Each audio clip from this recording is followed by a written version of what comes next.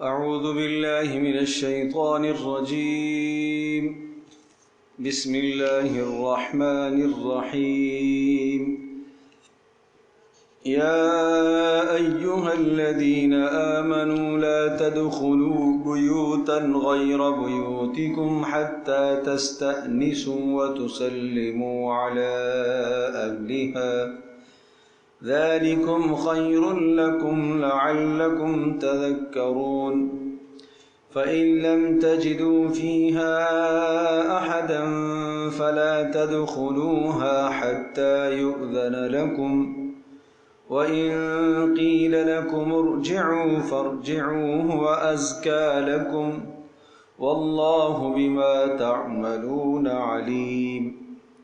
ليس عليكم جناح أن تدخلوا بيوتا غير مسكونة فيها متاع لكم والله يعلم ما تبدون وما تكتمون.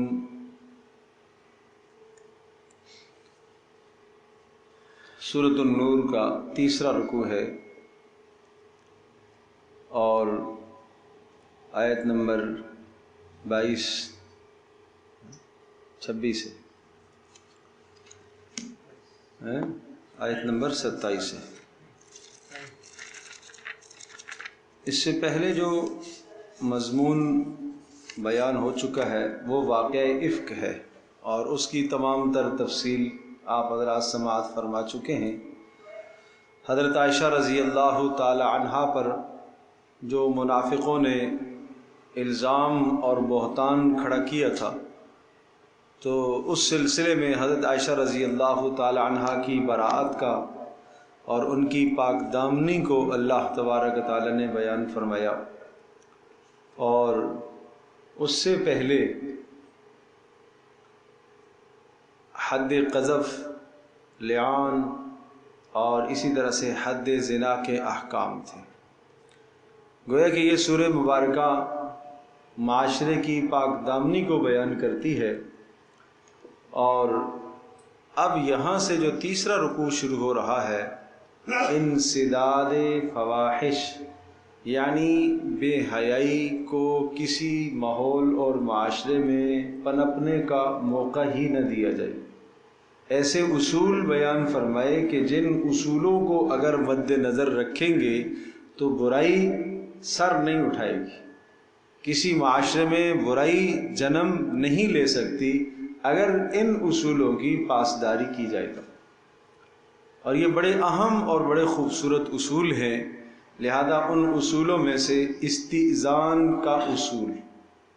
استئذان کا مطلب کسی کے گھر میں داخل ہونے سے پہلے اجازت لے کر داخل ہونا، اس کو کہتے ہیں استئذان، اجازت لینا.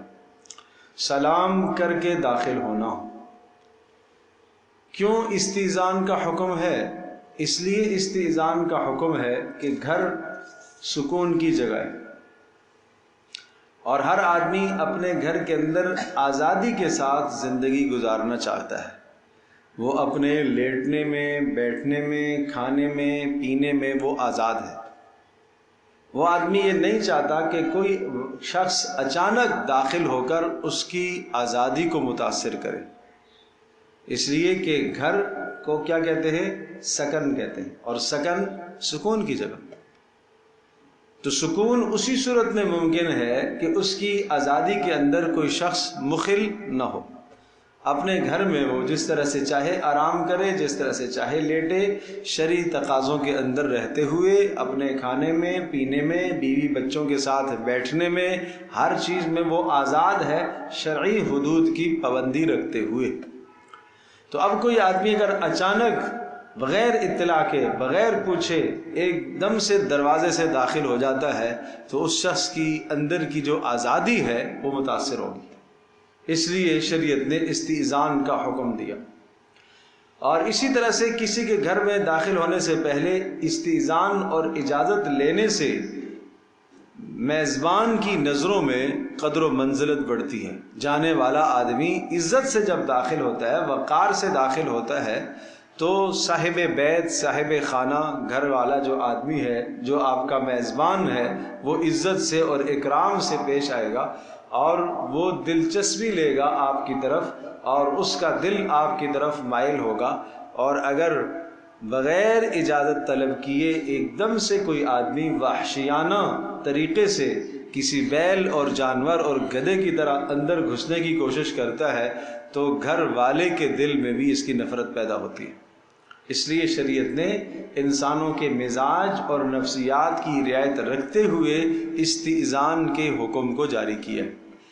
پھر اسی طرح سے اس میں ایک فائدہ یہ بھی ہے کہ اجازت لے کر جب داخل ہوتا ہے، جو ایک بنیادی مقصد ہے بے حیائی کو ختم کرنے کا، ایک بنیادی ہدف اور ایک بنیادی راستہ یہ ہے کہ اچانک جب داخل ہوتا ہے تو غیر محرم پر نگاہ پڑ سکتی ہے، اور جب نگاہ پڑ سکتی ہے تو اس نگاہ کے پڑنے سے پھر بے شمار مفاسد وجود میں آ سکتے ہیں، اور پھر وہ نگاہ کا پڑنا وہ زنا اور بے حیائی کی طرف تمہیں لے جا سکتا ہے۔ اس لیے حکم ہے کہ تم پہلے کیا کر لو؟ استئذان کر لو، اجازت طلب کر لیا کرو، گھر میں داخل ہونے سے پہلے اجازت لے لیا کرو، تاکہ گھر کی خواتین ایک طرف ہو جائیں، پردے کا انتظام و اہتمام ہو سکے۔ اور اسی طرح سے چوتھی بات اور چوتھا سبب اور چوتھی وجہ یہ ہے کہ استئذان کا حکم اس لیے دیا جا رہا ہے کہ ہر آدمی اپنے گھر کے اندر رازداری کی زندگی گزار رہا ہوتا ہے۔ پہلے بتایا تھا آزادی کی زندگی گزار رہا، اب رازداری کی زندگی گزار رہا ہے۔ وہ بہت ساری باتیں گھر کی ایسی ہیں اور بہت سارے گھر کے اعمال ایسے ہیں کہ ان اعمال اور ان باتوں پر دوسروں کو مطلع نہیں کرنا چاہتا۔ تو ایک آدمی اگر اچانک داخل ہوتا ہے تو اس کا وہ راز کھل جائے گا، اور جس راز کو وہ دوسروں سے راز رکھنا چاہتا ہے، جس بات کو دوسروں سے وہ راز رکھنا چاہتا ہے، تو وہ دوسروں کے سامنے بات کھل جائے گی۔ اس لیے حکم ہے کہ اسے استئذان کر کے جانا چاہیے، گھر میں داخل ہونے سے پہلے گھر میں داخل ہونے کی اجازت لے لینی چاہیے۔ اب یہاں یہ بات ذہن نشین فرمائیے کہ اپنے گھر میں کس قسم کے گھروں میں اجازت لی جائے، کتنے قسم کے گھر ہیں، تو ذہن نشین فرمائیے گا سب سے پہلا گھر وہ ہے کہ جو انسان، جس گھر کے اندر آدمی از خود رہتا ہو، کوئی دوسرا آدمی وہاں نہ ہو، اکیلا رہتا ہو، اس گھر میں بھی داخل ہوتے وقت السلام علینا وعلی عباد اللہ الصالحین تو کم از کم پڑھ لینا چاہیے۔ پہلے بسم اللہ الرحمن الرحیم، گھر میں داخل ہونے کی دعا، اللہم انی اسألک خیر المولج و خیر المخرج، بسم اللہ ولجنا و بسم اللہ خرجنا وعلی اللہ ربنا توکلنا، یہ، اور اس کے بعد السلام علینا وعلی عباد اللہ الصالحین، ہمارے اوپر سلامتی ہو اور گھر کے اندر جو نیک بندے ہیں ان پر سلامتی ہو۔ گھر میں نیک بندوں سے مراد جنات بھی ہو سکتے ہیں، ملائکہ بھی ہو سکتے ہیں، لہٰذا یہ وہ گھر ہے کہ جس میں صرف آپ اکیلے رہتے ہیں، تو اس میں بھی ان تین باتوں کا تو اہتمام کرنا چاہیے۔ یہ جو خاص طور پر دعا اور بسم اللہ جو بتائی ہے میں نے، بسم اللہ الرحمن الرحیم اور اللہم انی اسألک خیر المولج، جو گھر میں داخل ہونے کی دعا ہے، اگر اس دعا کے پڑھے بغیر اور بسم اللہ کے پڑھے بغیر ایک شخص اپنے گھر میں داخل ہوتا ہے تو شیطان باہر سے اس کے ساتھ جا رہا ہوتا ہے، اور وہ اکیلا نہیں ہوتا، اس کے ساتھ شیاطین کا ایک ہجوم ہوتا ہے، ایک مجمع ہوتا ہے، اور وہ شیطانوں کا سردار سب شیاطین سے کہتا ہے کہ آج ہمارے اس گھر کے اندر ہم رات بھی گزاریں گے اور اس گھر کے اندر ہم کھانا بھی کھائیں گے۔ کیوں؟ اس لیے کہ اس نے اللہ کا نام نہیں لیا، بسم اللہ نہیں پڑھی، تو شیطان کا داخلہ وہاں داخلے کی جگہ اسے مل گئی۔ اور اگر یہ بسم اللہ پڑھ لیتا ہے، اللہ کا نام لے لیتا ہے، تو اب بیچ میں رکاوٹ پیدا ہو جاتی ہے، فرشتے حائل ہو جاتے ہیں، حفاظت کے لیے محافظ اللہ کی طرف سے کھڑے ہو جاتے ہیں۔ اب اس گھر کے اندر شیطان داخل نہیں ہو سکتا۔ وہ شیطان اپنے سب چیلوں سے کہتا ہے کہ آج رات کو ہم اس گھر میں نہیں رک سکتے اور اس گھر میں ہم کھانا بھی نہیں کھا سکتے، اس لیے کہ اس نے کیا کر لیا؟ اللہ کا نام لے لیا۔ تو آپ بتائیے گا کہ گھر میں داخل ہوتے وقت کتنا اللہ کا نام لینا چاہیے، کس قدر بسم اللہ پڑھنے کی ضرورت ہے۔ آج ہمارے گھروں کے اندر فتنے فسادات کیوں ہوتے ہیں؟ یہ سنت آج ہم سے چھوٹی ہوئی ہے۔ موبائل فون پر بات کرتے کرتے گھر میں داخل ہو رہا ہے، لڑتے لڑتے کسی سے گھر میں داخل ہو رہا ہے، کسی کو ڈانٹتے ڈانٹتے گھر میں داخل ہو رہا ہے، تو سنت کہاں یاد رہے گی؟ اس کو سنت کہاں یاد رہے گی؟ کیا ہی اچھی بات ہو کہ گھر کے دروازے پر لکھ کے لگا دیا جائے گھر میں داخل ہونے کی دعا، تو کم از کم یاد تو رہے۔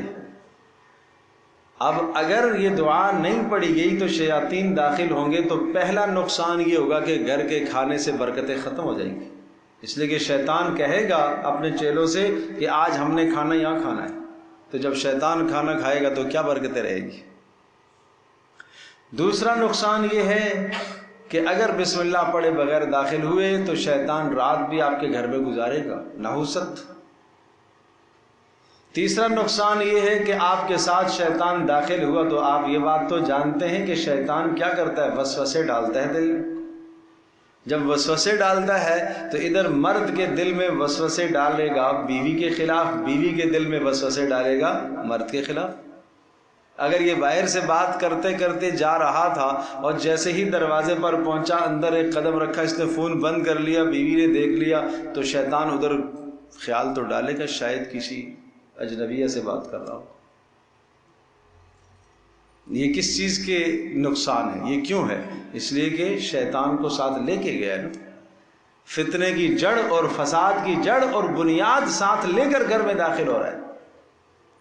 اس لیے حکم ہے پہلے اللہ کا نام لو، پہلے بسم اللہ پڑھو۔ اور پھر نقصان ایک یہ ہے کہ شیطان گھر میں ماں باپ کے دلوں میں اولادوں کے خلاف، اولادوں کے دلوں میں ماں باپ کے خلاف فتنے فساد ڈالے گا، خیالات ڈالے گا، گھر میں جھگڑے پیدا ہوں گے۔ گھر میں جھگڑے پیدا ہوں گے، اور جھگڑوں کی بہت بڑی وجہ، پھر جب جھگڑے پیدا ہوتے ہیں تو پھر یہ ظالم شیطان پھر ایمان کو تباہ کرنے آ جاتا ہے۔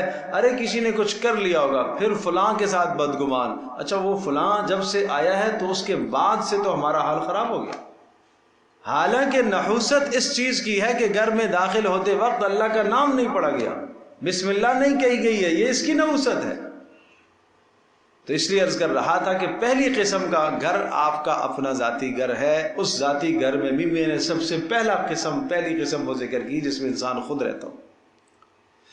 دوسری قسم کا وہ گھر ہے کہ جہاں آدمی اور اس کی بیوی ہو، یہ بھی اپنا گھر کہلاتا ہے۔ یہاں اپنا گھر اور بیوی، اب بیوی کے لیے اور شوہر کے لیے دونوں کو ایک دوسرے سے کوئی پردہ نہیں ہے، یعنی شوہر اپنی بیوی کا پورا جسم دیکھ سکتا ہے اور بیوی بھی اپنے شوہر کا پورا جسم دیکھ سکتی ہے، لیکن اس کے باوجود بھی یہاں پر بھی استئذان مستحب قرار دیا گیا ہے کہ گھر میں داخل ہونے سے پہلے کم از کم آہٹ تو کرو کہ میں آیا ہوں۔ عبداللہ ابن مسعود رضی اللہ تعالی عنہ کی اہلیہ فرماتی ہیں کہ جب عبداللہ گھر میں تشریف لاتے تھے تو وہ باہر میں اپنے جوتوں کی آہٹ کرتے تھے، کھنکارتے تھے، جس سے میں سمجھ جاتی تھی کہ عبداللہ آ گئے۔ اس کا کیا فائدہ ہے؟ اس کا یہ فائدہ ہے کہ اب اس کو آپ اس حدیث کے ساتھ جوڑیں گے کہ رسول پاک صلی اللہ تعالی علیہ وسلم نے یہ فرمایا کہ تم میں سے کوئی آدمی اچانک اپنے گھر میں داخل نہ ہو، بلکہ وہ اطلاع کر کے داخل ہو تاکہ اس کی گھر والی پہلے سے تیار ہو جائے۔ اس کا یہ فائدہ ہے۔ ممکن ہے کوئی ایسی حالت اور نوعیت میں بیوی ہو کہ جو شوہر کو دیکھ کر ناگوار ہو، اس لیے کم از کم آہٹ تو کر لے اپنی چھپکے سے اور دبے پاؤں سے، تو ایسا چھاپا تو نہیں مارنا۔ یہ دوسری قسم کا گھر ہے۔ تیسرا گھر وہ ہے کہ جہاں آدمی رہتا ہے اور اس کے محرم رشتے ہیں، اس کی ماں ہے، اس کی سگی بہنیں ہیں، محرم رشتے، غیر محرم گھر میں کوئی نہیں ہے۔ یہاں پر بھی استئذان ضروری ہے، گھر میں داخل ہونے سے پہلے آہٹ کرنا، استئذان کسی نہ کسی درجے میں اپنے آنے کی اطلاع کرنا، اجازت لینا ضروری ہے۔ ایک شخص نے پوچھا اللہ کے رسول میں گھر میں جاتا ہوں صرف میری والدہ ہوتی ہیں اور کوئی نہیں ہوتی ہے، آپ نے فرمایا استئذان کیا کرو، اجازت لے کے داخل ہوا کرو۔ اللہ کے رسول میں ہوتا ہوں اور میری والدہ ہوتی ہے، آپ نے فرمایا اجازت لے کر جایا کرو۔ پھر انہوں نے کہا اللہ کے رسول صرف میں ہوتا ہوں اور میری والدہ ہوتی ہیں اور تو کوئی نہیں ہوتا، کوئی غیر محرم رشتہ نہیں ہے، آپ نے فرمایا اجازت لے کے جایا کرو۔ کیا تم یہ چاہتے ہو کہ اپنی ماں کو ننگی حالت میں دیکھو؟ کہا نہیں اللہ کے رسول. کہا جب تم یہ نہیں چاہتے ہو تو پھر گھر میں داخل ہونے سے پہلے اجازت لے لیا کرو ماں سے. کیا پتہ ماں کس حالت میں بیٹھی ہوئی ہے. تو بات سمجھ میں آ گئی کہ جی ہاں اگر گھر میں محرم رشتہ ہے, سگی بہن ہے, والدہ ہے, تو تب بھی آدمی کو استئذان کرنا چاہیے, تب بھی آدمی کو اجازت لینی چاہیے گھر میں داخل ہوتے وقت, کم از کم آہٹ تو کر لینی چاہیے. تو پہلا وہ گھر جو صرف اپنا ہے جس میں اکیلے رہتا ہے, دوسرا جس میں بیوی ساتھ رہتی ہے, تیسرا گھر جس میں باقی محرم رشتے رہتے ہیں, چوتھا وہ گھر ہے کہ اپنا بھی ہے یعنی وہاں خود بھی رہتا ہے اور ساتھ غیر محرم رشتے بھی ہیں, وہاں پر بھابھی بھی ہے. یہاں تو استئذان ضروری ہے. جیسے جیسے آگے بڑھتے جائیں گے استئذان کی شدت, اجازت لینے کی شدت اور بڑھتی چلی جائے گی. یہاں تو اور ضروری ہے. کیوں؟ بھابھی غیر محرم ہے. آج ہم جس معاشرے کے اندر زندگی گزار رہے ہیں میرے عزیز دوستو اور بزرگوں, آدمی باہر تو پردہ کرتا ہے, خواتین خانہ باہر تو پردہ کرتی ہیں, گھر کے اندر اپنے غیر محرم دیور جیٹھ سے پردہ نہیں کرتی, جبکہ دیور اور جیٹھ سے بھی پردہ کرنا ضروری ہے. ایک خاتون نے رسول اللہ صلی اللہ علیہ وسلم سے پوچھا, اللہ کے رسول ہم دیور کے متعلق آپ کا کیا نظریہ ہے, شوہر کا جو بھائی ہے اس کے متعلق؟ فرمایا وہ تو موت ہے, وہ تو موت ہے. کہ جس طرح سے انسان کو موت سے خطرہ ہونا چاہیے اور ڈرنا چاہیے, اس طرح سے یہاں سے بھی اس کو بچنا چاہیے. یہاں اگر بھائی ناراض ہو جائے کہ یہ کیا بات ہوئی بھائی, ہمارے بھائی کی جب سے شادی ہوئی تو بھائی کی بیوی تو ہم سے پردہ کرنے لگ گئی, تو بھائی پردہ کیوں نہیں کرے گی؟ بھائی تو اس کو پردہ کراتا ہے, بھائی کیوں نہیں پردہ کرائے گا؟ یہ تو اللہ کا حکم ہے, اس میں ناراض ہونے کی کیا بات ہے؟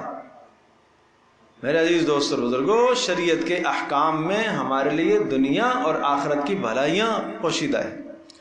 آپ یقین جانیے میں ایسے گھرانوں کو جانتا ہوں, ایسے گھرانوں کو جانتا ہوں, ایسے دوستوں کو جانتا ہوں جو یہ کہتے ہیں کہ ہم نے آج تک اپنی بھابھی کو نہیں دیکھا, اگر بغیر حجاب کے کہیں باہر دیکھیں گے ہم نہیں پہچان سکیں.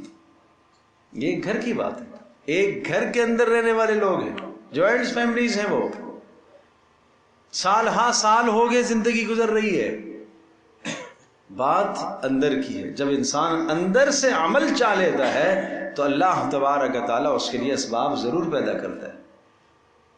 یہ بات ہمیشہ ہمیشہ نظر رکھیے گا کہ کبھی بھی اللہ کا کوئی حکم ایسا نہیں ہوتا کہ جو ہمارے معاشرے میں, ہمارے ماحول میں جس پر عمل نہ ہو سکے.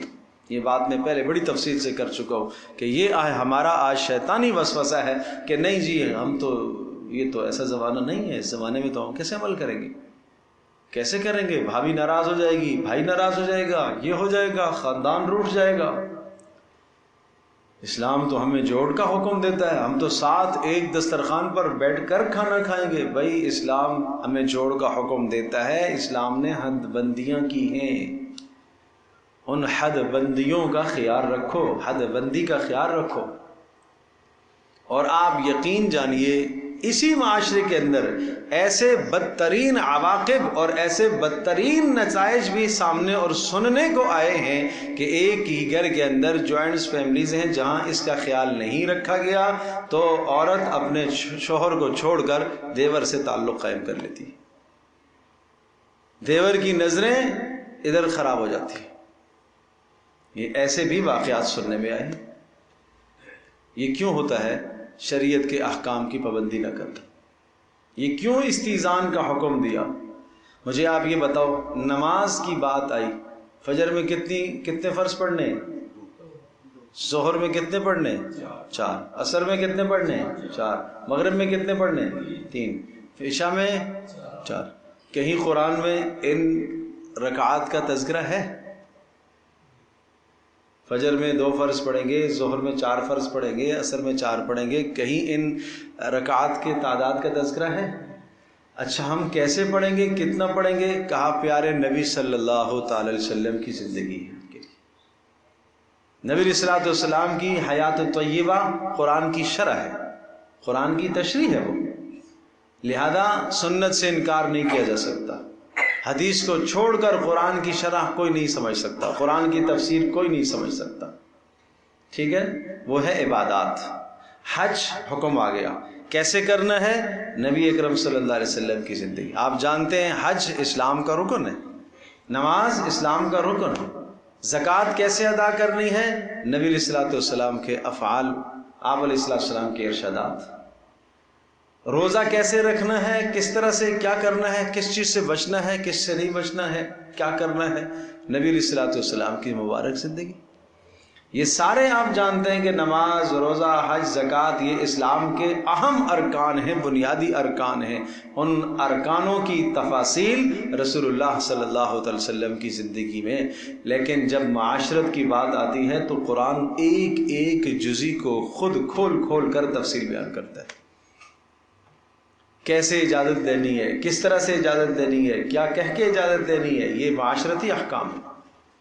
اس لیے کہ عبادات برقرار رہیں گی اس وقت تک جب معاشرہ پاک دامن رہے گا۔ اگر معاشرے سے پاک دامنی ہی ختم ہو گئی ہے تو عبادات کیا کریں گے؟ اس لیے جب معاشرتی زندگی کو قرآن بیان کرتا ہے تو ایک ایک بات کو کھول کھول کے بیان کرتا ہے، اس لیے بڑی تفصیل سے احکام ذکر فرمائے۔ اب ایک گھر، اس کے بعد اگلا گھر وہ ہے، پہلا گھر وہ عرض کیا تھا کہ جہاں انسان صرف اکیلے میں رہتا ہے، دوسرا وہ گھر ہے جس میں آدمی بیوی کے ساتھ، تیسرا جہاں محرم رشتے، چوتھا وہ گھر جہاں غیر محرم رشتوں کے ساتھ رہتا ہے، اور پانچواں وہ گھر ہے جو دوسروں کے گھر ہے، آپ کے اقربا کے، اعزا کے، رشتہ داروں کے، جاننے والوں کے، دوستوں کے، کسی دوسرے کے گھر میں آدمی کام سے جاتا ہے، آپ اس گھر میں نہیں رہتے۔ یہاں تو استئذان کا لینا فرض ہے کہ آپ گھر میں داخل ہونے سے پہلے استئذان کریں، اجازت لیں، اجازت لے کر داخل ہو۔ اجازت ملے تو داخل ہونا ہے، نہ اجازت ملے تو واپس چلے جانا ہے۔ یہ آگے تفصیل سے آ رہا ہے۔ اور چھٹی قسم کا گھر وہ ہے کہ جس گھر کے اندر آپ کی کوئی ضرورت تو ہے لیکن وہاں کوئی رہتا نہیں ہے، آپ کا جانا وہاں ضروری ہے، وہاں کوئی رہتا نہیں۔ یہ وہ گھر ہوتے ہیں جیسا کہ کوئی ہسپتال ہے، جیسا کہ ریلوے اسٹیشن ہے، اس قسم کے جو عوامی جگہ ہوتی ہیں جہاں لوگ اپنی ضرورت کے لیے جاتے ہیں، تو اس قسم کے گھروں کے اندر اجازت کی ضرورت نہیں ہے۔ ہاں، ان مقامات کے اوپر بھی جہاں کوئی خاص اندر کمرے بنے ہوتے ہیں جہاں آفیسرز حضرات بیٹھے ہیں، تو وہاں پھر داخل ہونے سے پہلے اجازت لے لی جائے۔ تو یہ ہے استئذان کا حکم، اور بڑی تفصیل سے اللہ تبارک و تعالیٰ نے اس حکم کو ذکر فرمایا ہے۔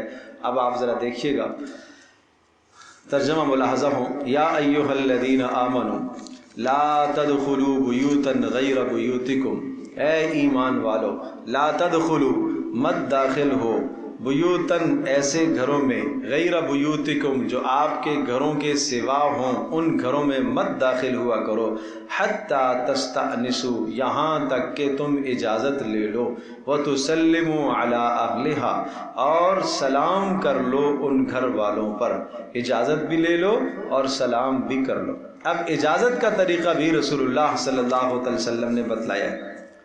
کیا اجازت کا طریقہ رسول اللہ صلی اللہ علیہ وسلم نے بتلایا ہے؟ کہ گھر کے باہر کوئی آدمی آئے اور دروازے پر آ کر دستک دے۔ دستک کیسے دینی ہے؟ آہستہ سے، پتھر سے نہیں، ڈنڈے سے نہیں۔ گھنٹی لگی ہوئی ہے تو وہ بجانی ہے، وہ نہیں ہے تو ایک مناسب انداز سے دروازے پر کھٹکھٹاہٹ کرے، دستک دے کہ جس سے اہل خانہ سمجھ جائیں کہ کوئی آیا ہے۔ دروازے کے ایک کنارے کی طرف ہو کر کھڑا ہو، دروازے کی طرف پشت کر کے کھڑا ہو، جواب کا انتظار کرے، اور یا پھر زور سے السلام علیکم کہے۔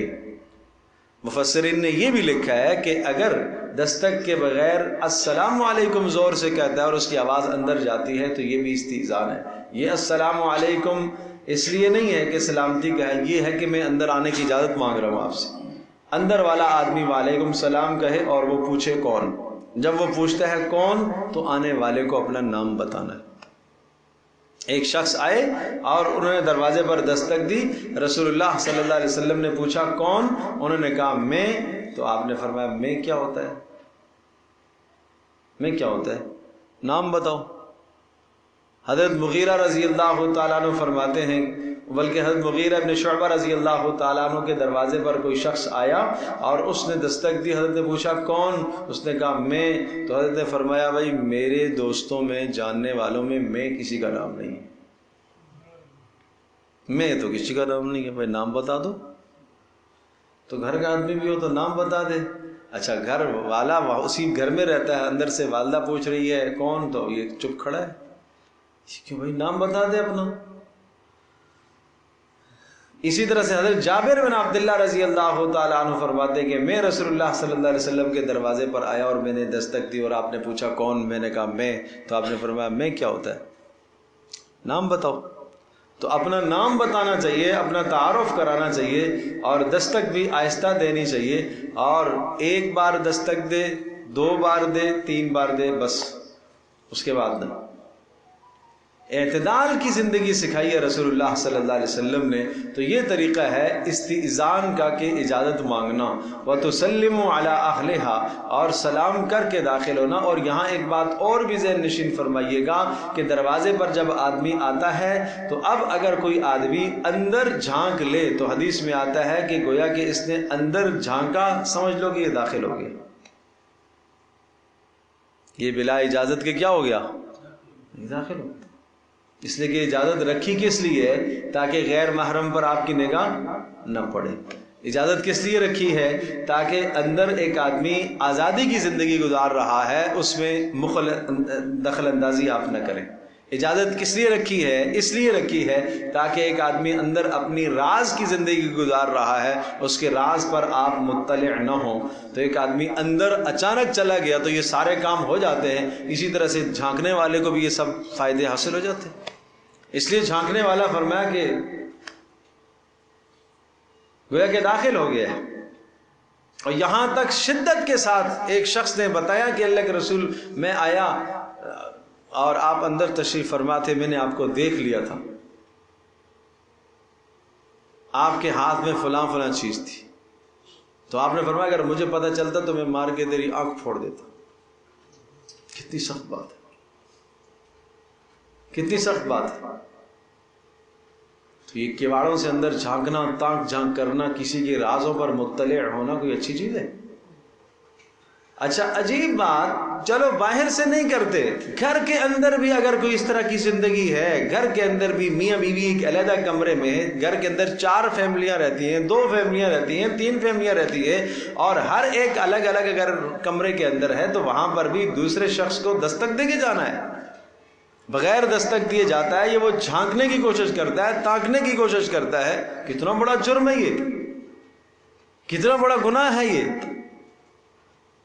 اس لیے استئذان کے حکم میں آگے آئے گا. بچوں کو بھی حکم دیا گیا ہے کہ بچے بھی جب خلوت گاہوں میں داخل ہوں تو میاں بیوی سے اجازت لے کے داخل، ماں باپ سے اجازت لے کے داخل.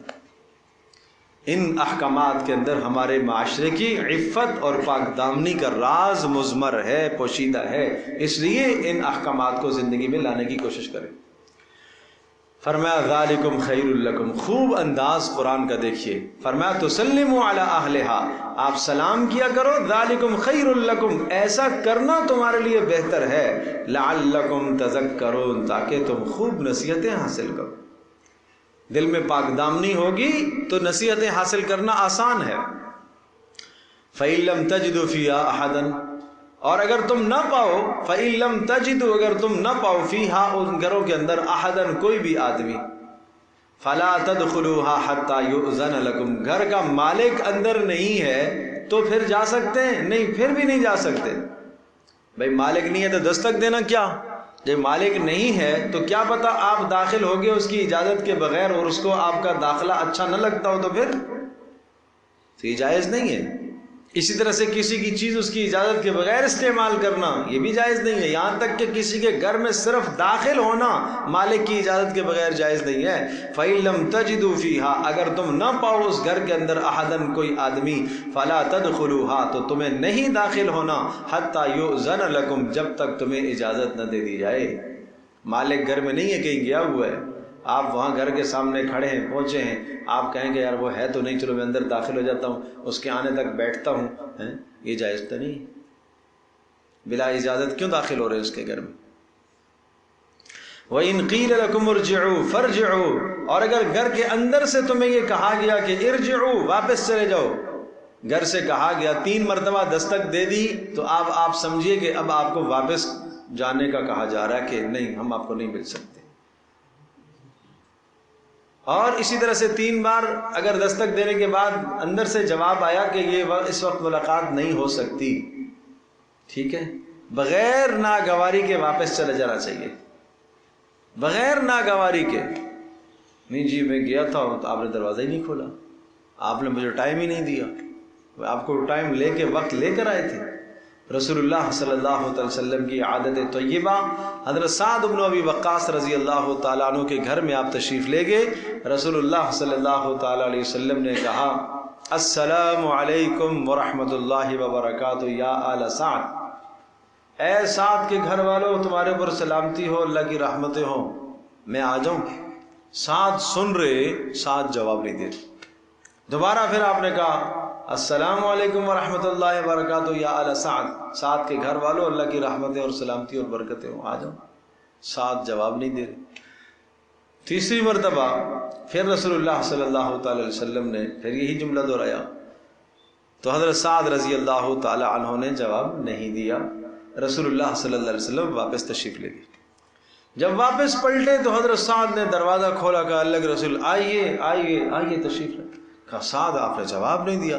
کہ اللہ کے رسول آپ کے تینوں سلام سنے، تینوں بار جواب دیے، مگر میں نے آہستہ جواب دیے، مجھے پتا تھا کہ 3 بار آپ سلام کریں گے، میں چاہ رہا تھا کہ 3 بار آپ کا سلام میرے گھر کے لیے ہو جائے، بس یہ چاہ رہا تھا۔ اگر میں پہلی بار کھول دیتا تو دوسرا السلام علیکم ورحمۃ اللہ وبرکاتہ، اے سعد کے گھر والوں اللہ کی سلامتی ہو، اللہ کی رحمتیں ہوں، اللہ کی برکتیں ہوں، یہ دوبارہ آپ نہ ارشاد فرماتے، 6 بارہ آپ نہ ارشاد فرماتے، اس لیے میں نے نہیں کھولا۔ آپ آ جائیں، ہمارے ماں باپ آپ پر قربان، آپ کیوں نہیں آئیں گے؟ اللہ اکبر۔ یہ تھے رسول اللہ صلی اللہ علیہ وسلم کے صحابہ۔ محبت دیکھیے، ایک جملہ اللہ کے نبی کا ہمارے حق میں آ جائے، اضافہ ہو جائے، وہ زیادہ محبوب۔ سبحان اللہ۔ تو پتہ یہ چلا رسول اللہ صلی اللہ علیہ وسلم کے عمل سے کہ نہیں تو واپس چلے جاؤ، چلو ٹھیک ہے، پھر آ جائے گا، کوئی بات نہیں۔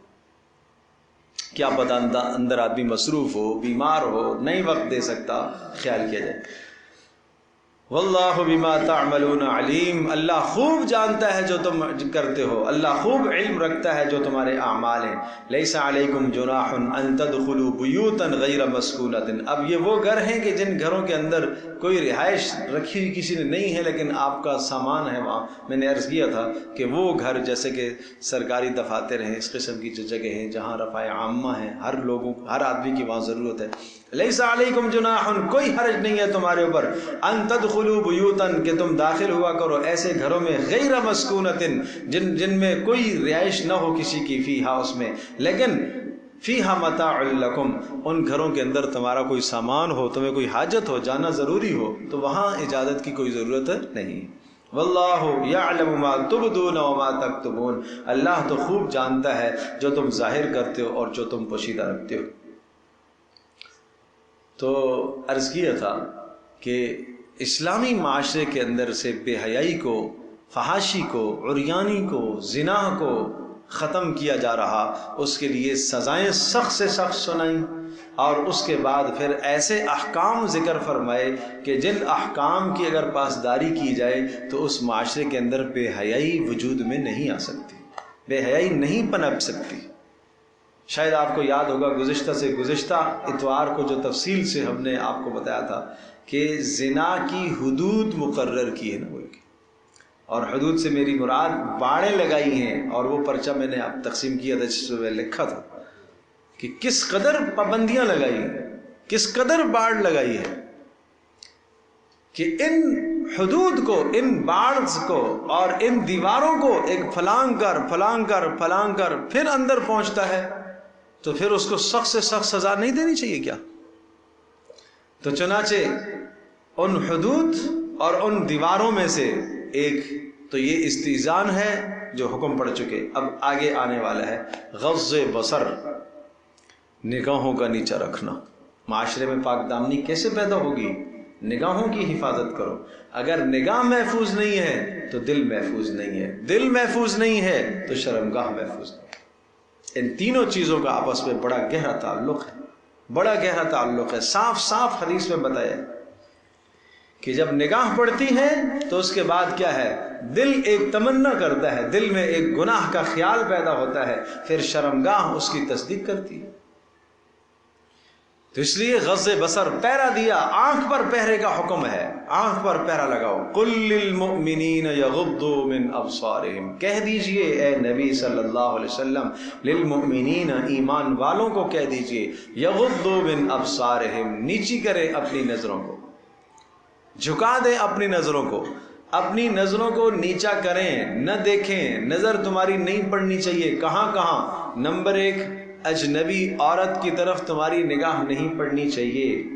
نمبر 2، محرم عورتوں کے پوشیدہ اعضاء کی طرف تمہاری نظر نہیں پڑنی چاہیے.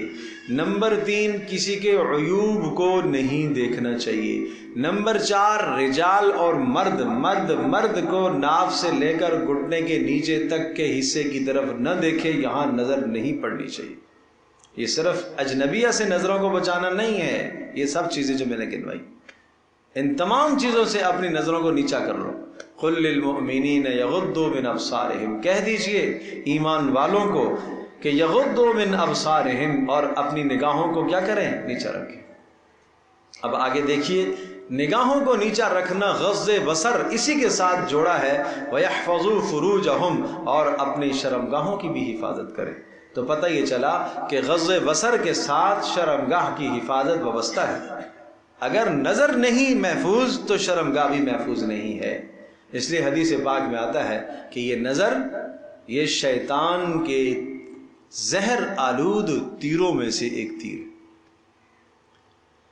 زہر آلود تیر جب کسی کو مارا جاتا تھا تو وہ اگر ذرا سا بھی کسی کے جسم کو لگ کے گزر جاتا، چھو کے گزر جاتا، تو اگر اس زخم سے آدمی نہ مرتا لیکن اس کے زہر اس کے اندر بجھایا جاتا تھا تو اس زہر کا اثر جسم میں سرایت کر جاتا تھا.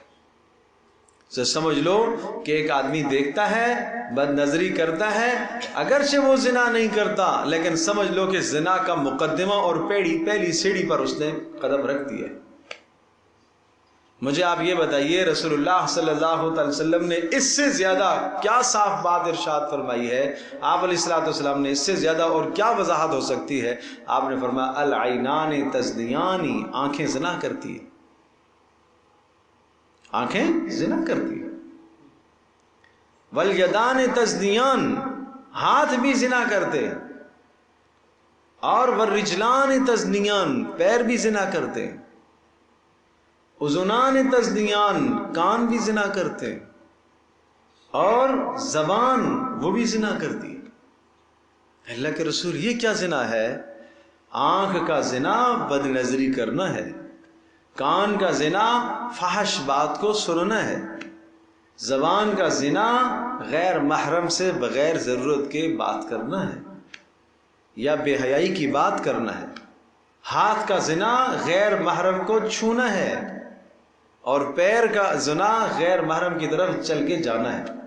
مجھے بتائیے، جس شخص کا پیر محفوظ نہیں، جس کے پیر محفوظ نہیں، جس کے ہاتھ غیر محرم کو چھونے سے محفوظ نہیں، جس کی زبان غیر محرم کے ساتھ بات کرنے سے محفوظ نہیں، جس کی آنکھیں غیر محرم کی طرف دیکھنے سے محفوظ نہیں، جس کے کان غیر محرم کا کلام سننے سے محفوظ نہیں ہیں، یہ سب کے سب 5 قسم کے زنا تو اس کے پاس آ چکے. اب ایک رہ گیا جس پر شریعت حد جاری کرتی ہے، وہ ایک ہی رہ گئی. تو یہ 5 تجاوزات کر چکا ہے، تو یہ کوئی کم گناہ کر رہا ہے. رسول اللہ صلی اللہ علیہ وسلم کا ارشاد ہے، آپ نے یہ بھی ارشاد فرمایا لعن اللہ الناظر والمنظور الیہ، اللہ تبارک و تعالی لعنت فرمائے دیکھنے والے پر اور دیکھنے کا موقع دینے والے پر، دونوں پر لعنت کی. تو اگر کوئی عورت بے حجاب ہوتی ہے تو وہ یقیناً موقع دے رہی ہے. اسی طرح سے ایک آدمی ہاف لباس پہن لیتا ہے، بہت مختصر لباس پہن لیتا ہے. میں نے عرض کیا کہ جو آدمی مرد کے لیے لباس ہے کیا ہے کہ ناف سے لے کر گھٹنے کے نیچے تک کا حصہ یہ سطر ہے. ایک آدمی اس قسم کا لباس پہنتا ہے کہ اس کے گھٹنے نظر آتے ہیں، اس کی رانیں نظر آتی ہیں. تو بتاؤ یہ دیکھنے کا، بے حیائی کو دیکھنے کا موقع تو دے رہا ہے. اس پر بھی لعنت ہو رہی ہے، دیکھنے والے پر بھی ہو رہی ہے، اس پر بھی ہو رہی ہے. اس قسم کے جو کھیل کھیلتے ہیں ہمارے بچے، جو کھیل کھیلتے ہیں اس قسم کے کھیل، اور ان کھیلوں کے اندر ایسا لباس پہنا جاتا ہے کہ جس لباس کے اندر ان کی رانیں نظر آئیں، ان کے گھٹنے نظر آئیں، تو یہ بتاؤ یہ بے حیائی کا موقع دے رہے ہیں کہ نہیں دے رہے؟ یہ گناہ ہے، یہ سخت گناہ ہے. اپنے بچوں کو سمجھائیے، بچیوں کو بھی سمجھائیے، دین کی تلقین کیجیے، دین کی تعلیم دیجیے. اسلام تستر چاہتا ہے، پاک دامنی کی زندگی چاہتا ہے، پردے کا حکم دیتا ہے اسلام. تو اس لیے فرمایا کہ لعن اللہ الناظر والمنظور الیہ، لعنت ہو دیکھنے والے پر بھی اور دیکھنے کا موقع دینے والے پر بھی، دونوں پر. تو اس لیے فرمایا کہ قل للمؤمنین، ایمان والوں سے کہہ دیجئے، یغضوا من ابصارہم، اپنی نظروں کو نیچا کریں، ویحفظوا فروجہم، اور اپنی شرمگاہوں کی حفاظت کیجئے. ذالک ازکی لہم، یہ زیادہ پاکیزگی کی بات ہے ان کے لیے، یہ زیادہ پاکیزگی کی بات ہے. نظروں کو نیچا کرنا یہ زیادہ پاکیزگی. ہاں فرمایا یا علی لا تتبع النظرۃ النظرۃ، خبردار ہے علی، ایک نظر کے بعد دوسری نظر مت ڈالنا. پہلی والی نظر کا اختیار ہے تمہیں، دوسری نظر کا اختیار نہیں ہے تمہیں.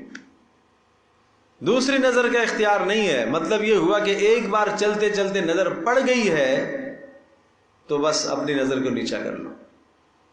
تو اسلام تو پاک دامنی کی جب بات کرتا ہے تو مردوں پر بھی پیرا لگا رہا ہے، آپ اپنی نظروں کو نیچا کریں. اب آپ کہیں گے کہ جناب معاشرے کے اندر کہیں پردہ ہے ہی نہیں ہے. بھائی وہ اگر پردہ نہیں کرتی تو مجھے تو حکم ہے، آپ کو حکم ہے نظروں کو نیچا کرنے کا. ہمیں تو حکم ہے کہ ہم نظروں کو نیچا کریں. اور فرمایا ان اللہ خبیر بما یصنعون، جو اعمال یہ لوگ کرتے ہیں اللہ تبارک و تعالی خوب باخبر ہے، دلوں کے حالات سے بھی اللہ پاک آگاہ ہے. وَقُلْ لِلْمُؤْمِنَاتِ يَغْضُضْنَ مِنْ أَبْصَارِهِنَّ، یہ بڑا عجیب حکم ہے. اب ترجمہ سنیے، وَقُلْ لِلْمُؤْمِنَاتِ، اور ایمان والیوں سے بھی کہہ دیجئے، يَغْضُضْنَ مِنْ أَبْصَارِهِنَّ، کہ وہ بھی اپنی نظروں کو نیچا کرے، وَيَحْفَظْنَ فُرُوجَهُنَّ، اور وہ بھی اپنی شرمگاہوں کی حفاظت کرے. میں عرض کر رہا ہوں یہ وہ حکم ہے کہ مردوں کو علیحدہ حکم دیا، عورتوں کو علیحدہ حکم دیا. ورنہ عام طور پر اللہ پاک جب حکم دیتا ہے، اوپر جب بات آئی لا تدخلوا بیوتا غیر بیوتکم، دوسروں کے گھروں میں مت داخل ہوا کرو بلا اجازت کے، تو یہ حکم کس کو ہے؟ سب کو ہے، مردوں کو بھی ہے، عورتوں کو بھی ہے. عورتوں کو بھی جائز نہیں ہے. یہ جتنے بھی گھر میں نے بتائے ہیں ان تمام میں عورتیں بھی شامل ہیں. ایک عورت اپنے گھر کے اندر آ رہی ہے، اپنے شوہر کے علاوہ اس کا دیور بھی ہے، اسے بھی آہٹ کر کے آنا چاہیے، دستک دے کے آنا چاہیے، انتظار تھوڑی دیر لمحے کر کے آنا چاہیے. لیکن جہاں پر اللہ تبارک تعالیٰ عمومی حکم ذکر کرتا ہے وہاں مرد عورت دونوں شامل ہوتے ہیں. لیکن یہاں اللہ تبارک تعالیٰ نے اس حکم میں مردوں کو علیحدہ خطاب فرمایا اور عورتوں کو علیحدہ. مردوں کے لیے الگ آیت آئی، عورتوں کے لیے الگ آیت آئی. پہلی آیت میں آپ دیکھ لیجئے وہی الفاظ، صرف صیغوں کا اختلاف ہے، ظواہر کا اختلاف ہے. قل للمؤمنین یغضوا من ابصارہم، ایمان والوں سے کہہ دیجئے وہ اپنی نظروں کو نیچا کریں اور شرمگاہوں کی حفاظت کریں. اور اب کیا آ رہا؟ وقل للمؤمنات، ایمان والیوں سے بھی کہہ دیجئے یغضضن من ابصارہن، وہ بھی اپنی نظروں کو نیچا رکھیں، ویحفظن فروجہن، اور اپنی شرمگاہوں کی حفاظت کریں. تو عورت کو بھی یہ حکم ہے. اب یہ بات ذہن نشین فرما لیجئے کہ جس طرح سے مرد کو عورت، اجنبی عورت کی طرف دیکھنا مطلقاً حرام ہے، چاہے برا خیال آئے یا نہ آئے، کسی بھی صورت میں مرد کو عورت کی طرف نہیں دیکھنا چاہیے. البتہ عورت مرد کی طرف اگر دیکھتی ہے تو اس میں اس درجے کی شدت نہیں ہے، کچھ تخفیف ہے. جیسا کہ دو روایات یہاں سامنے ذکر کرتا ہوں، ذہن نشین کیجیے گا. ایک روایت تو یہ ہے کہ رسول اکرم صلی اللہ تعالی علیہ وسلم تشریف لائے اور آپ علیہ السلام کے گھر میں حضرت عائشہ رضی اللہ تعالی عنہا اور حضرت میمونہ رضی اللہ تعالی عنہما، یہ دو آپ علیہ السلام کی ازواج مطہرات میں سے تھی. رسول اللہ صلی اللہ علیہ وسلم کے ساتھ آنے والے حضرت عبداللہ بن ام مکتوم رضی اللہ تعالی عنہ تھے، اور وہ نابینے صحابی تھے۔ آپ علیہ السلام نے حکم دیا پردہ کر لو، تم دونوں پردہ کر لو۔ تو انہوں نے کہا اللہ کے رسول کیا وہ نابینے نہیں ہیں؟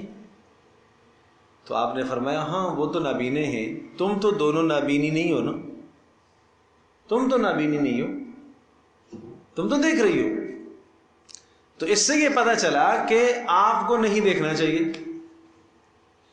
دوسری طرف ایک روایت اور ایک واقعہ یہ بھی ہے کہ رسول اکرم صلی اللہ تعالی علیہ وسلم نے ایک مرتبہ دیکھا کہ مسجد نبوی کے صحن کے باہر کچھ حبشی تھے اور وہ کرتب دکھا رہے تھے، جہاد کے تیر اندازی کا مقابلہ آپس میں کر رہے تھے، اور رسول اکرم صلی اللہ تعالی علیہ وسلم نے حضرت عائشہ رضی اللہ تعالی عنہا کو دیکھا کہ وہ دلچسپی رکھ رہی ہیں دیکھنے میں، جیسے ہوتا ہے اگر کوئی باہر اس قسم کا منظر ہو تو عام طور پر خواتین کا بھی ایک دل چاہتا ہے اس منظر کو دیکھنے کو۔ تو رسول اللہ صلی اللہ علیہ وسلم نے پوچھا کہ آپ دیکھنا چاہتی ہو؟ تو انہوں نے کہا جی۔ تو رسول اکرم صلی اللہ علیہ وسلم وہاں کھڑے ہو گئے اور حضرت عائشہ رضی اللہ تعالی عنہا آپ کی اوٹ میں آپ کے کندھے کے پیچھے کھڑے ہو کر دیکھتی رہی،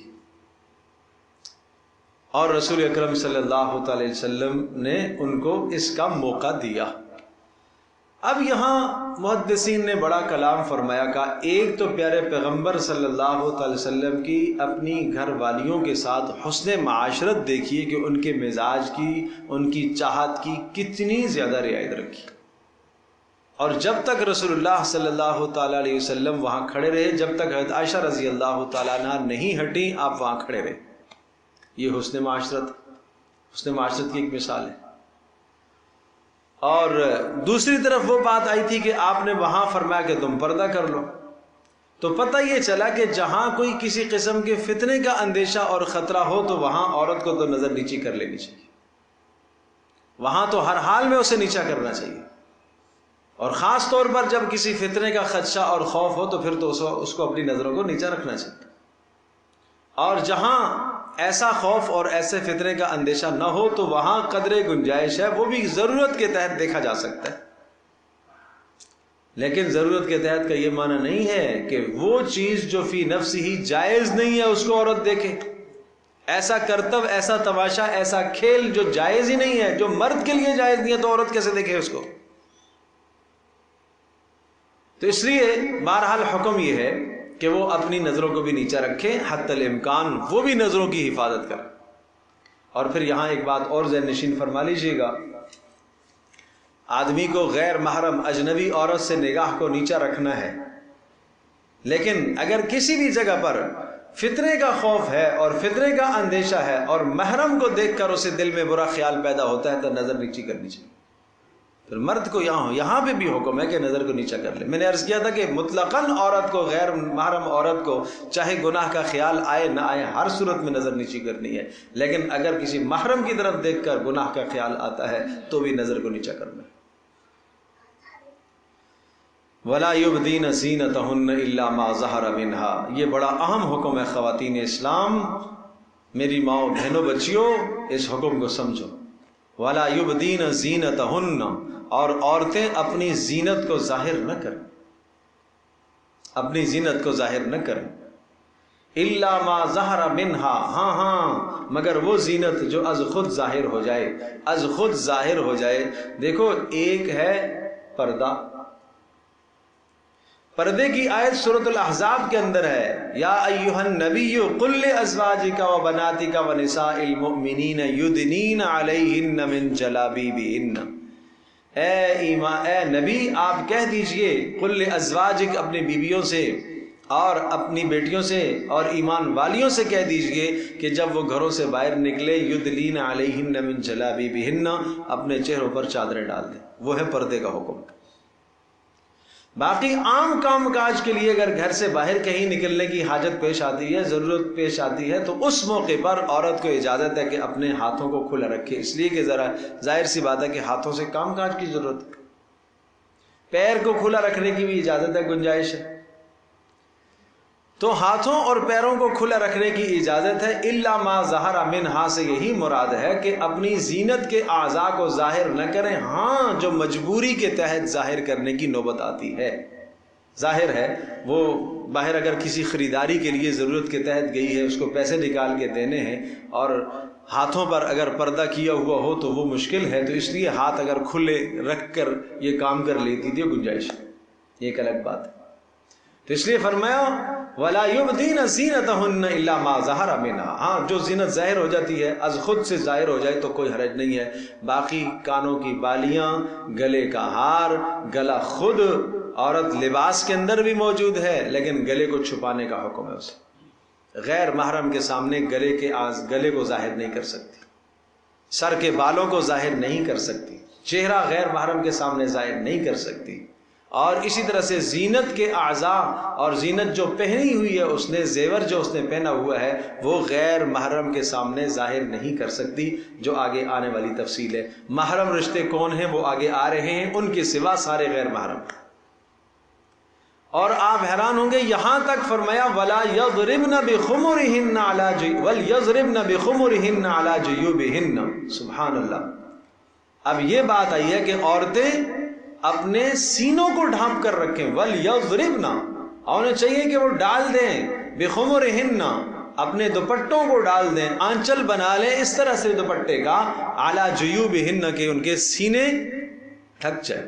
بسا اوقات قمیص پہنی بھی ہوتی ہے اور گلا کھلا ہوتا ہے تو سینے کے اوپر کا حصہ نظر آتا ہے، یہ جائز نہیں ہے اس کے لیے، یہ غیر محرم کے سامنے یہ حصہ جائز نہیں ہے، اس کا ظاہر کرنا جائز نہیں ہے، اسے یہ حصہ چھپا کے رکھنا چاہیے، دیور سے چھپا کے رکھنا چاہیے، جیٹ سے چھپا کے رکھنا چاہیے، گھر کے اندر سے اس حصے کو چھپا کے رکھنا چاہیے۔ اچھا، یہ گریبان اور زینت کے اعضاء کس کو دکھا سکتی ہے؟ کس کے سامنے اگر ان اعضاء کو کھلے ہوئے چلی جاتی ہے تو مضائقہ نہیں ہے، یعنی چہرے کا زیور، پورا چہرہ، چہرے کا زیور اور گریبان کا زیور، اور یہ کون لوگ دیکھ سکتے ہیں؟ اس پاک دامن خاتون کا یہ حصہ کون لوگ دیکھ سکتے ہیں؟ آگے بیان آ رہا ہے، سنیے گا۔ وَلَا يُبْدِينَ زِينَتَهُنَّ، اور اپنی زینت کو ظاہر نہ کرے، نہ چہرے کی زینت، نہ گلے کی زینت، نہ کانوں کی، نہ ہاتھوں کی، نہ پیروں کی زینت کو ظاہر نہ کریں، ہاں إِلَّا لِبُعُولَتِهِنَّ، مگر اپنے شوہروں کے سامنے۔ عورت کو اصل زینت دکھانی کس کو ہے؟ اپنے شوہر کو۔ یہ ساری زیب و زینت کرے کس کے لیے؟ یہ شوہر کے لیے۔ یہ زیب و زینت شوہر کے لیے زیب و زینت کرنا، یہ صرف اور صرف نیکی نہیں ہے، یہ اس کی عبادت ہے، یہ اس کی عبادت ہے۔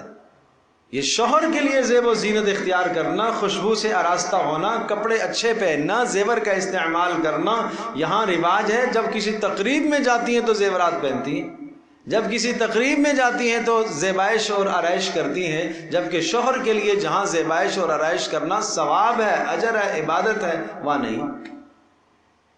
حالانکہ صاف صاف ارشاد فرمایا کہ جو خاتون خانہ کسی باہر کی تقریب میں گھر سے نکلتے وقت اگر وہ خوشبو سے معطر ہو کر نکلتی ہے تو فہیہ کذا و کذا، وہ زنا کی طرف دعوت دیتی ہے، وہ بے حیائی کی طرف دعوت دیتی ہے۔ کتنی سخت بات آئی، اور فرمایا اس وقت تک وہ پاک نہیں ہوگی، صاف صاف فرمایا جب تک غسل نہیں کرے گی، اور وہ والا غسل جو جنابت سے غسل کیا جاتا ہے، اس طرح کا غسل کرے وہ، جس نے جسم پر خوشبو لگا لی اور باہر نکلی ہے، غیر محرموں کی مجالس سے گزری۔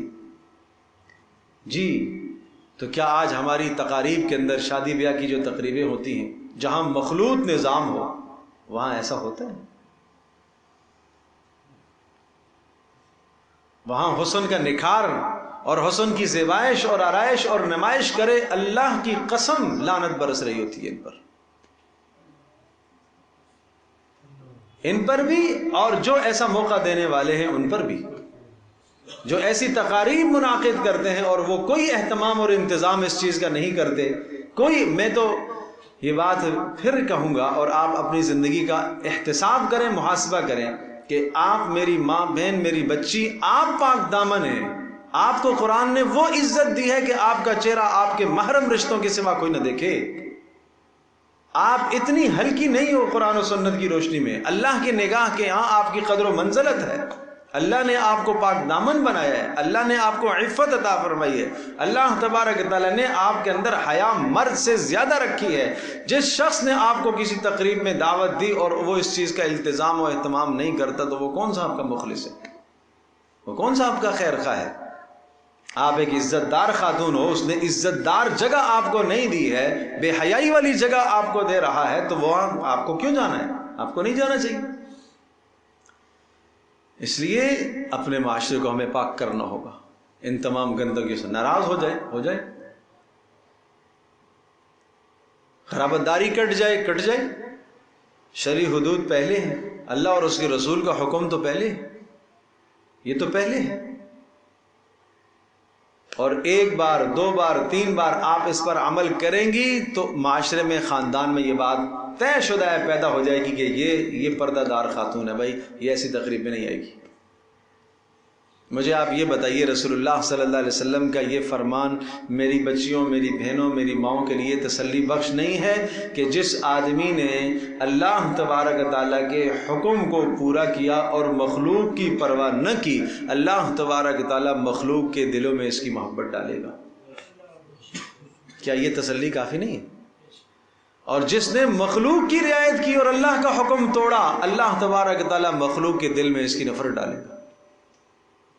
آپ جا اس لیے رہی ہو ایسے موقع پر کہ ناراض نہ ہو۔ اللہ کے نبی تمہیں ضمانت دے رہے ہیں، گارنٹی دے رہے ہیں کہ اگر تم اللہ کی رضا کے لیے، اللہ کا حکم پورا کرنے کے لیے اس غرض سے تم اس مجلس میں، بے حیائی کی مجلس میں نہیں جاؤ گی، اللہ تبارک تعالیٰ ان کے دلوں میں تمہاری قدر و منزلت اور بڑھائے گا۔ تو یہ تسلی کافی نہیں ہے؟ اس کے بعد پھر آدمی کیوں جائے؟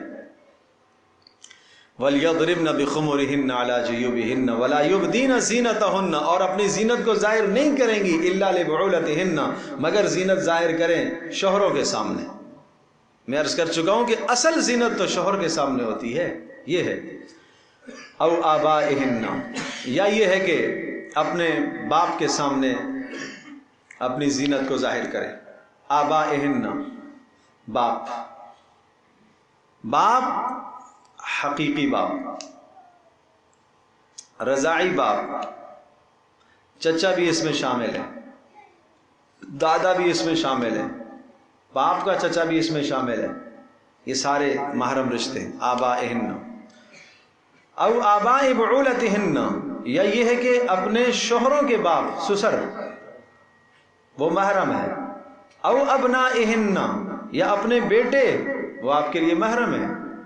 او ابناء بعولتہن، یا شوہروں کے بیٹے کسی دوسری بیوی سے ہوں، شوہروں کے بیٹے کسی دوسری بیوی سے ہوں، وہ بھی ظاہر ہے آپ کے بیٹے ہوں گے، وہ آپ کے لیے محرم ہیں۔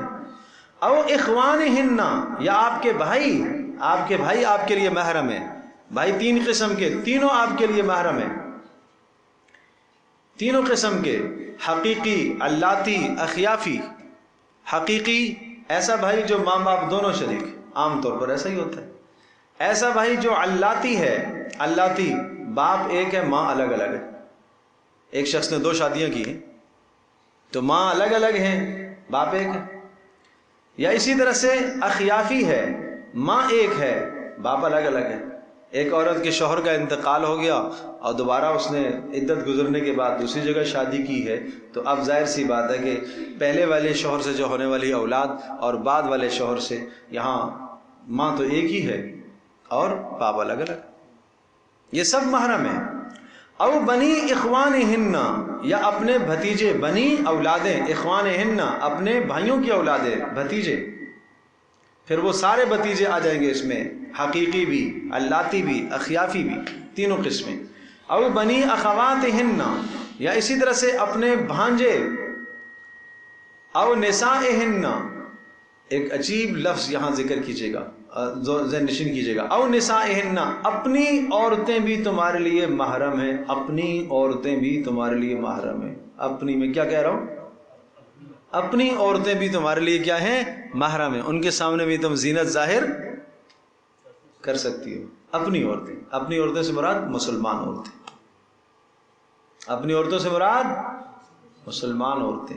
غیر مسلم عورتوں کے سامنے بھی تم اپنی زینت نہیں ظاہر کرو، تم اپنا گریبان نہ ظاہر کرو، تم اپنی آستینیں نہ ظاہر کرو، تم اپنے چھپے ہوئے اعضاء نہ ظاہر کرو، زینت کے اعضاء غیر مسلم عورتوں کے سامنے نہ ظاہر کرو۔ یا اللہ، غیر مسلم عورتوں کے سامنے ظاہر نہ کرنے کا کیا مطلب ہوا؟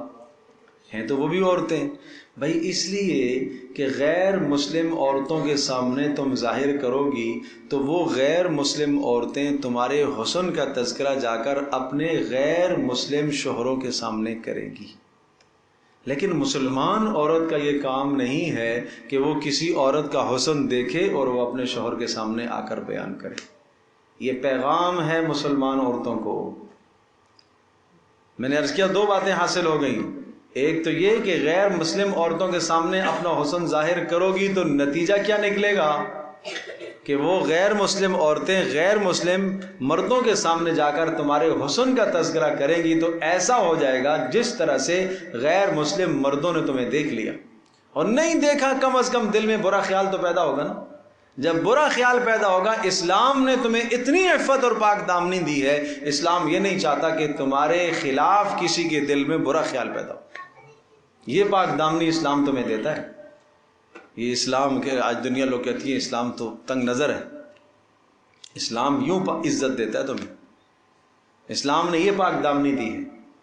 دوسرا اشارہ اس بات کی طرف ہے کہ مسلمان خاتون کو قطعاً یہ جائز نہیں ہے، یہ حق حاصل نہیں ہے مسلمان عورت کو کہ وہ اپنی کسی سہیلی کا حسن دیکھے، خوبصورتی دیکھے اور خوبصورتی کو آ کر شوہر کے سامنے بیان کرے۔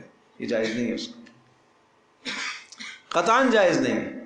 اس لیے جائز نہیں ہے کہ شوہر بہرحال انسان ہے، اس کے دل میں خیال آ سکتا ہے برائی کا خیال آ سکتا ہے، اس کا اپنا بھی نقصان ہوگا۔ کیوں کسی مسلمان کے دل میں آپ برا خیال پیدا کر رہی ہو؟ تو برا خیال پیدا کرنے کا موقع آپ نے دیا ہے۔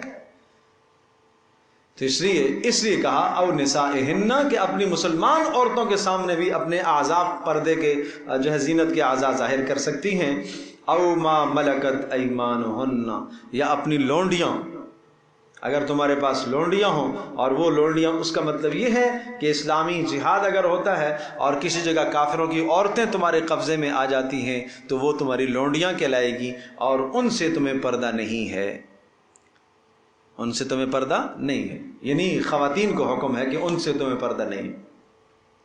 اب التابعین غیر اولی الاربۃ من الرجال، فرمایا اسی طرح سے وہ مرد، اب التابعین، ایسے مردوں سے بھی تمہیں پردہ نہیں ہے، ایسے مردوں کے سامنے بھی اپنے گریبان اور زینت کے اعضاء کھلے میں آ سکتی ہو، وہ مرد غیر اولی الاربۃ من الرجال، جن کے اندر رجولیت نہ ہو، جن کے اندر مردانہ طاقت ہو ہی نہ۔ مطلب یہ ہے کہ پیدائشی خلقی طور پر وہ ایسے ہیں کہ وہ عورتوں کی طرف رغبت رکھتے ہی نہیں، نہ ان کو شادی کا احساس و خیال، اور نہ ان کو عورتوں کی ان تمام باتوں سے کوئی خیال، اس طرف کی اشتہا نہیں رکھتے، عورت کی چاہت نہیں ہے ان کے اندر، رکھتے ہی نہیں ہیں۔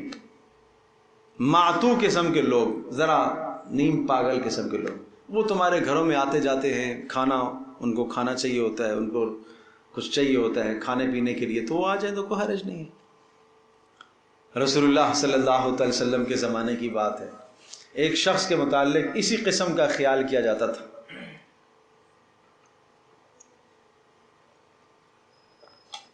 کہ یہ معتو ہے، مانا اس کو عورتوں کے معاملات میں کوئی دلچسپی نہیں ہے، نہ یہ شادی کی خواہش رکھتا ہے، نہ تمنا رکھتا ہے، نہ اس کے اندر صلاحیت ہے، اس طرح کی کیفیت ہے اس کی۔ تو وہ آتا جاتا تھا ازواج مطہرات کے یہاں آتا جاتا تھا، تو وہ اس کو یہی سمجھا جاتا تھا کہ یہ ان میں سے، اب التابعین غیر اولی الاربہ میں سے۔ ایک مرتبہ رسول اللہ صلی اللہ علیہ وسلم نے اس کی ایک بات سن لی،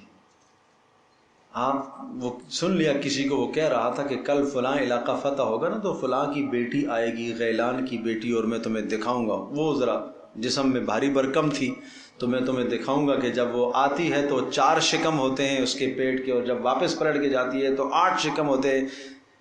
تو رسول اللہ نے یہ بات سنی تو آپ نے ازواج مطہرات کو منع کیا، خبردار آئندہ اس کو گھر میں داخل نہیں ہوتے۔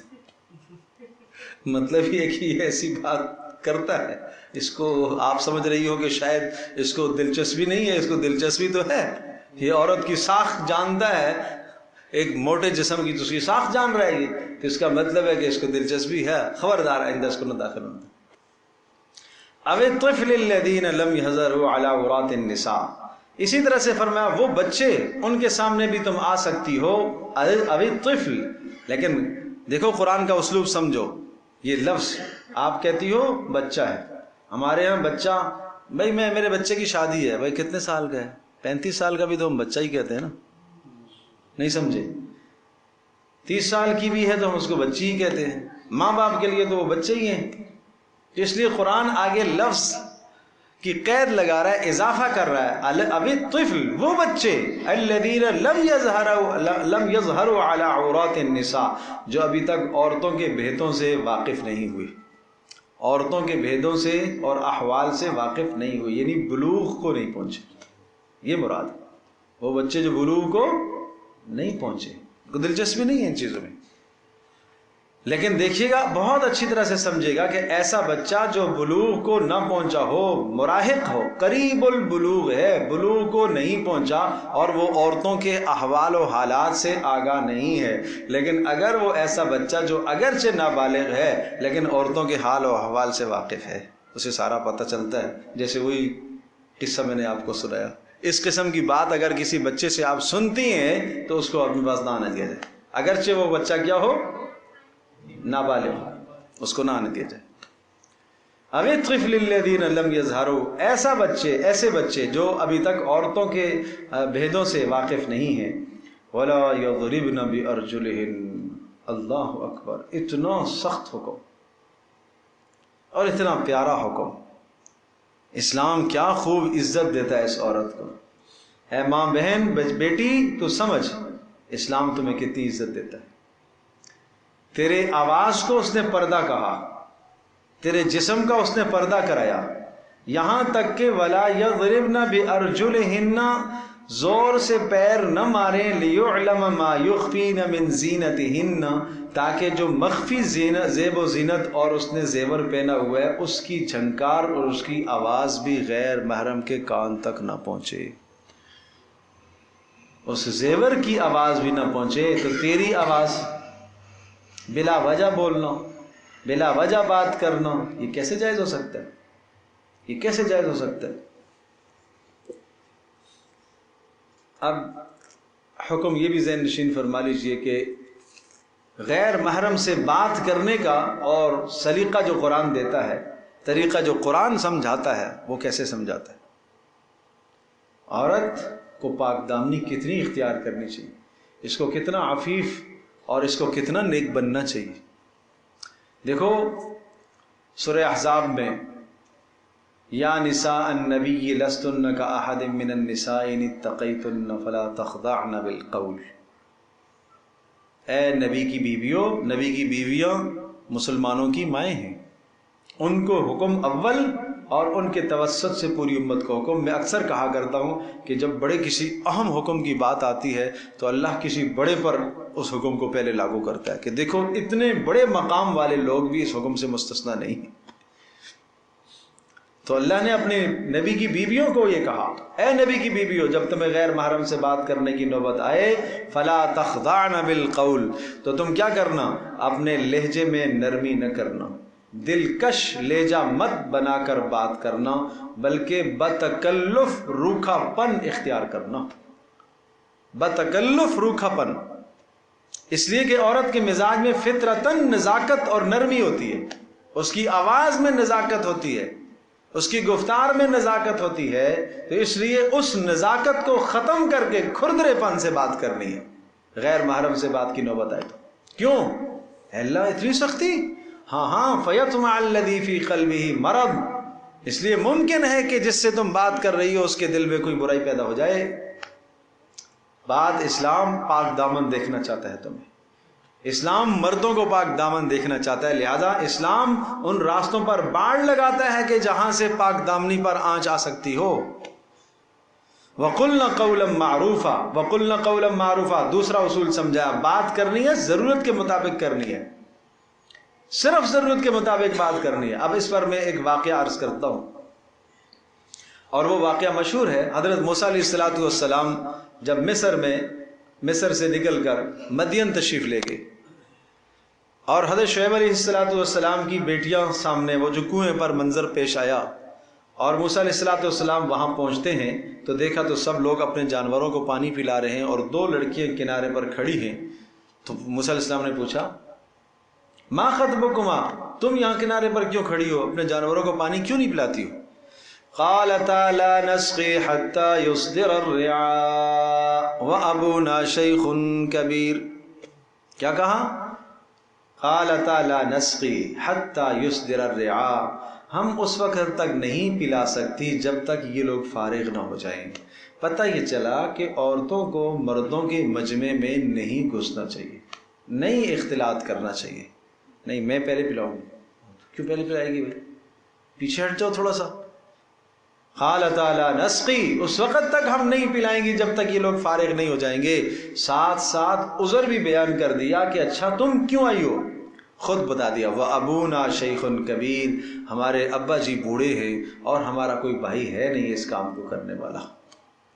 تو گویا کہ ہمارا نکلنا بھی کیا ہے، مجبوری ہے، اور ہم مردوں کے ساتھ اختلاط نہیں کرتی۔ تو دیکھو 2 ٹوک بات ہے، 2 ٹوک بات ہے۔ اللہ اکبر۔ موسیٰ علیہ السلام آگے ہوئے اور انہوں نے وہ پتھر، بھاری بھرکم پتھر ہٹایا اور ان کو آگے کیا کہ جاؤ پانی پلا لو۔ اچھا وہ لوگ ضد کی وجہ سے واپس پتھر رکھ دیتے تھے۔ تو اس کے بعد موسیٰ علیہ السلام کو جب انہوں نے آ کے گھر میں قصہ سنایا اپنے والد کو، تو انہوں نے پوچھا کہ اچھا کون تھا، ایسا ایسا شخص تھا۔ تو فوری کہا کہ اچھا بھائی اس کو بلا کے لے آؤ۔ اب بلانے کے لیے جب دوبارہ آتی ہیں تو اب وہ الفاظ آپ دیکھیے کہ قرآن کیا الفاظ ذکر کرتا ہے، اور یہ الفاظ قرآن کیوں ذکر کرتا ہے۔ یہ اسی لیے ذکر کرتا ہے کہ تاکہ مجھے اور آپ کو سمجھ میں آنا چاہیے کہ غیر محرم سے بات کرنے کا طریقہ کار کیا ہے، اور غیر محرم عورتیں کس طرح سے بات کر رہی ہیں۔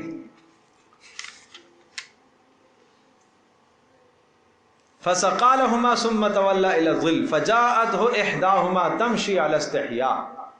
تھوڑی دیر کے بعد ان دونوں بچیوں میں سے، بیٹیوں میں سے ایک آئی، تمشی علی استحیاء، احداہما، ایک آئی۔ تو پتہ یہ چلا کہ ضرورت جب ایک کے نکلنے کی ہے تو ایک نکلے، 2 کے نکلنے کی ہے تو 2 نکلے۔ اور تمشی چل رہی تھی علی استحیاء، حیا کے اوپر قابو پاتے ہوئے۔ آدمی چلتا ہے، یہاں جو قرآن تعبیر ذکر کر رہا ہے یہ ایسا ہے جیسا کہ کہتے ہیں کوئی آدمی گھوڑے پر سوار ہو، سواری پر سوار ہو، گدھے پر سوار ہو۔ یہ اس طرح سے یہ لڑکی حیا پر سوار تھی۔ کیا مطلب ہے؟ جیسے گھوڑے پر سوار ہوتا ہے یا گدھے پر سواری پر سوار ہوتا ہے تو سواری مکمل اس کے قابو میں ہوتی ہے، اس طرح سے حیا مکمل اس کے قابو میں تھی، مکمل حیا اس کے قابو میں تھی، سر سے لے کر پیر تک وہ ایک با حیا لڑکی بن کے آئی۔ قالت، اب دیکھیے گا کوئی لمبا چوڑا کلام نہیں، اس نے آ کے سلام کیا ہو کہ سلام نہیں، ان ابی یدعوک، میرے باپ آپ کو بلا رہے ہیں۔ موسیٰ علیہ السلام کو کیا کہہ رہی ہے؟ میرے باپ آپ کو بلا رہے ہیں۔